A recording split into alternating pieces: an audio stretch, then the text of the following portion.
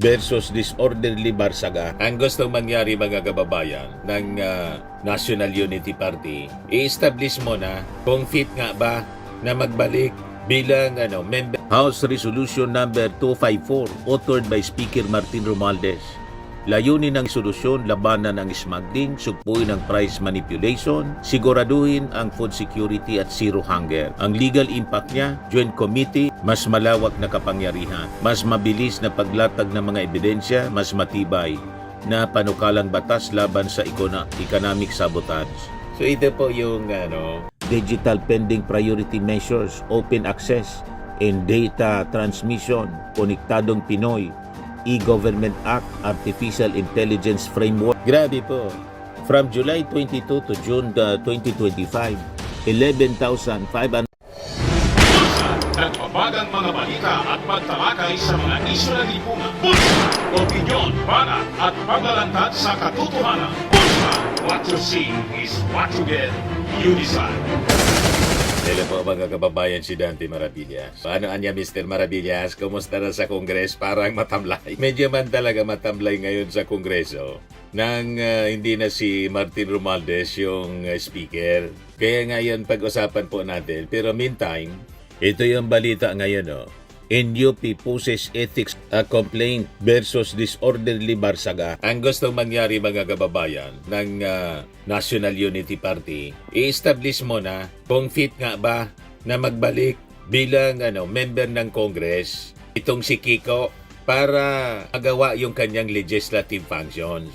Kung mentally fit, tulad ni Digong, yun nagdahilan, yun ang depensa ng mga abogado sana para makalusot si Digong na hindi ilalim sa trial doon sa ICC. Pero malamang hindi lumusot yung mga palusot niya. Laging denied si Digong. O ito naman po, kini-question mga kababayan ng kanyang mga kasama kung mentally fit ba. Kasi iba yung dinidisplay ni Kiko Barsaga para bagong labas sa bintalang. So ito yung gustong mangyari ng kanyang mga kasama kasi malapit nang magbalik. Nag-expire na po yung 60-day suspension laban sa kanya. Next month, babalik na siya. And because of that, sabi ng mga congressmen, members ng NUP, dapat na niya ilalim mo na sa psychological examination. Tama po yon mga kababayan. At kung hindi, i-expel ng tuluyan mga kababayan tong si Kiko. Mag full time na lang siya na mag meow-meow. Isunod si Libiste. Yan ang dapat dyan mga kababayan.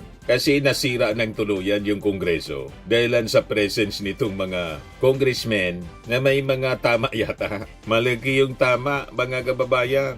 But anyway, yung sinasabi natin kanina, tingnan na lang natin, abangan natin kung makakabalik pa si Kiko, kung pumasa sa psychological examination. Ano ba? Ngayon, dito tayo sa medyo masasabi natin, naging hindi na po tulad ng dati yung takbo ng Kongreso as compared mga kababayan nung panahon ni dating Speaker Martin Romualdez. Malayo yung Kongreso insofar as sa performance ng Congress nung panahon ni Speaker Martin at ngayon sa panahon ni Boji D.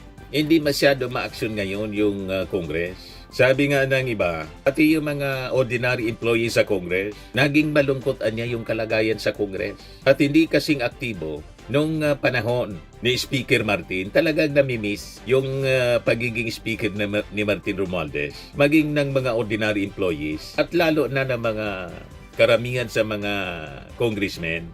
Matatag yung Congress, mga kababayan, noong panahon ni Speaker Martin. May stability. Sabi nga, at laging may aksyon, may direksyon mga kababayan yung Kongreso.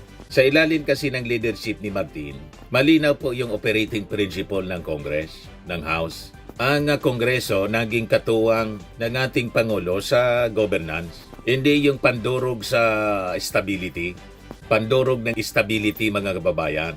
Lalo't may ugong ng impeachment. Hindi lang yung kay Sara Duterte, kundi may mga attempt na. Pati sa ating Pangulong Bongbong Marcos. So yun ang pagkakaiba ngayon.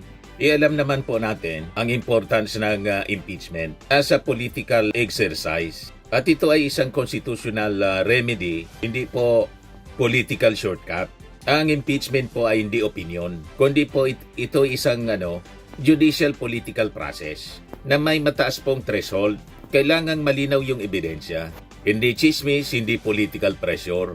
So sa panahon ni Martin, sa kanyang liderato sa Kongreso noon, walang puwang yung frivolous impeachment. Dahil dyan, zero chance, mga kababayan, ang impeachment laban sa ating Pangulong Bongbong. Hindi dahil pinatatahimik yung Kongreso, kundi dahil walang legal basis po na ipanalo or pwedeng ipanalo sa Kongreso. Dahil established po yung leadership noon. May tinatawag na institutional stability na napaka-importante mga kababayan. So sa panahon mga kababayan ni Martin Romualdez, malinaw yung mensahe. Ang Kongreso ay hindi laruan ng destabilization. At dahil dito, naging matatag po yung Administrasyong Marcos. May kumpiyansa ang ekonomiya, may continuity ng policy, at tiwala ang taong bayan. At sa kanyang pamamahala mga kababayan, nakita natin ang mga super committees ng Kongreso na talagang nagtrabaho. Kung sumikat po yung House of Representatives, na-outshine po yung Senado. Masinangaan mga kababayan yung mga super committees ng Congress kasi maayos yung kanilang mga sinasagawang mga hearings, pagdinig po at investigasyon. Nasapawan yung Senado. Tumingkad ang Kongreso mga kababayan at nakilala natin yung mga magagaling na congressmen, mga matatalino tulad po ni Congressman Gerbil Beatrix Luistro ng Batangas. Di ba? The rising star. Yung mga super committees po, talagang umaaksyon, hindi yung umaarte. Sa panahon mga kababayan ni Martin Romualdez, ang investigasyon po ay hindi iwahiwalay. Pinag-isa yung kapangyarihan po ng mga committees para sa totoong solusyon. Doon natin nakilala yung Quadcom na talagang hinangaan po ng maraming tao. Sa mga hearings ng Quadcom po, talagang pinapanood. Talo yung views ng mga hearings sa Senado. Nakita na ninyo yon. Inaabot po ng umaga yung mga investigasyon po. Hindi lang Quadcom, kundi may Quinta Committee pa. Murang pagkain, Quinta Committee. Yan House Resolution number 254, authored by Speaker Martin Romualdez. Layunin ng solusyon, labanan ang smuggling, sugpuin ang price manipulation, siguraduhin ang food security at zero hunger. Ang legal impact niya, Joint Committee, mas malawak na kapangyarihan, mas mabilis na paglatag ng mga ebidensya, mas matibay na panukalang batas laban sa economic sabotage. So ito po yung committee na kakampi ng ating mga mamamayang Pilipino. Then we have the TRICOM. House Resolution number 2147, adopted as House Resolution 286, filed December 18, 2024. Ang composition po niya, yung Public Order and Safety, Information and Communication Technology, Public Information. Layunin ditong protektahan ang freedom of speech, pero labanan yung disinformation. Kasi matindi po yung pagpapakalat ng mga fake news, lalo na ng mga kalaban ng gobyerno, lalo na ng kampo ng mga Duterte. So maintindihan natin kung bakit tinarget mga kababayan, tinatarget hanggang ngayon, galit na galit kay Martin Romualdez yung mga DDS po. Na-expose kasi po yung disinformation nila. Wala silang tigil kasi sa pagpakalat ng mga fake news to destabilize the government. Iba po? At saka, siyempre yung pinakang sikat na Quadcom na binubuo ng Committee ng Dangerous Drugs, Public Order and Safety, Public Accounts and Human Rights. Dito mga kababayan, hinubaran yung mga sangkot sa POGO, sa AGK, yung mga sindikato. O di ba? So ang legal significance niya po, ito yung whole house approach laban po sa organized crime. Hindi po yung pira-pirasong investigasyon. So ito po yung Kongreso na may tapang humawak ng komplikadong katotohanan kahit sino man ang masagasaan. Di ba? So ito yung nakakamiss po sa panahon ni Martin Romualdez bilang speaker ng Kongreso. Napaka-maaksyon. Very active po yung Congress. Sa leadership po ni Martin Romualdez. At napakarami yung mga naipasa na mga batas. Hindi lang basta batas. Quality legislation. Tingnan ninyo ito. Landmark National Laws from 2022 to 2025. Yan Rice Stabilization Law, Philippine Archipelagic Sea Lanes Act, Philippine Maritime Zones Act, Anti-Agricultural Economic Sabotage Act, Salt Industry Development Act, Maharlika Investment Fund Act, Ease of Paying Taxes Act, Create More Act, Academic Recovery and Accessible Learning Program Act, Expanded Tertiary Education Equivalency Act, Enterprise-Based Education and Training Framework Act, New Agrarian Emancipation Act. Matindi po, mga kababayan. Very productive yung Congress. Malayo, hindi nga mga lahati sa performance yung Senado, mga kababayan. Lahat ng mga priority bills na makakatulong po sa pag-unlad ng ating bansa na ipasa ng Kongreso. Yan o. LEDAC Priority Laws, SIM Registration Act, Magna Carta of Seafarers, E-Government Act, Philippine Passport Act, Virology Institute of the Philippines, Armed Forces Term Amendments Act, Digital Pending Priority Measures, Open Access and Data Transmission, Konektadong Pinoy, E-Government Act, Artificial Intelligence Framework. Grabe po. From July 22 to June 2025, 11,557 bills filed, 2,393 resolution filed, 1,565 measured passed, 287 national and local laws enacted, average of 29 measures per day in 188 session days. Ganon kasipag yung Kongreso. Ganon ka-productive yung House, mga kababayan, sa leadership ni Martin Romualdez. Wala pang nakakagawa ng ganyan, mga kababayan, na Kongreso. Only during the time of the leadership ni Martin Romualdez. And because of that, mga kababayan, sa liderato ni Martin Romualdez, nagkaroon po ng stability. And because of that, stability, nagdulot ng economic growth sa ating bansa. At ayon sa World Bank, mga kababayan, ang Pilipinas naging second fastest growing economy sa Southeast Asia. 5.6% yung GDP growth noong 2024. Strong projections hanggang 2027 na Vietnam lamang po ang lumampas sa atin. O di ba? Napakaganda ng naging leadership sa Congress na nakatulong masyado sa Marcos administration. So ang legal economic truth, mga kababayan, pag stable po yung Congress, gumagana po ang ekonomiya. So ngayon, bakit po namimiss si Speaker Martin Romualdez? Hindi dahil po sa politika, hindi dahil po sa apelyido niya, kundi dahil po sa panahon niya, may disiplina po yung Kongreso. Sa kanyang leadership, may protection po ang konstitusyon. Sa kanyang panahon, mga kababayan, may katatagan ang ating pamahalaan. May malinaw na direksyon yung ating bansa. Sa demokrasya kasi, mga kababayan, mahalaga ang mga debate. Pero mas mahalaga ang katatagan, hustisya at resulta. Sa panahon po ni Speaker Martin Romualdez, ang House of Representatives ay hindi naging problema. Ito ay naging sandigan po ng ating republika. Yan ang sitwasyon ng Kongreso sa leadership po ni Speaker Martin Romualdez. Di ba? Kaya nakakamiss talaga po ang naging panahon ng leadership ni Martin Romualdez. Buhay na buhay yung Kongreso. Makikita ninyo yung direksyon at pagkakaisa at masaya sa panahon ni Martin Romualdez. Makikita natin ang aktibong pagtrabaho ng mga members ng Congress.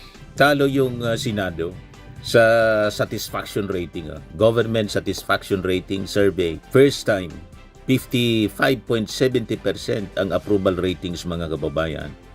Satisfaction ratings ng House of Representatives sa panahon ni Martin Romualdez. Senado po, 49.50% lang, mga kababayan. Pumapangalawa, mga kababayan, siya sa ating Pangulong Bongbong Marcos sa satisfaction rating. Office of the President, ng mga agencies ng gobyerno. Office of the President, 61.8%. 55.70%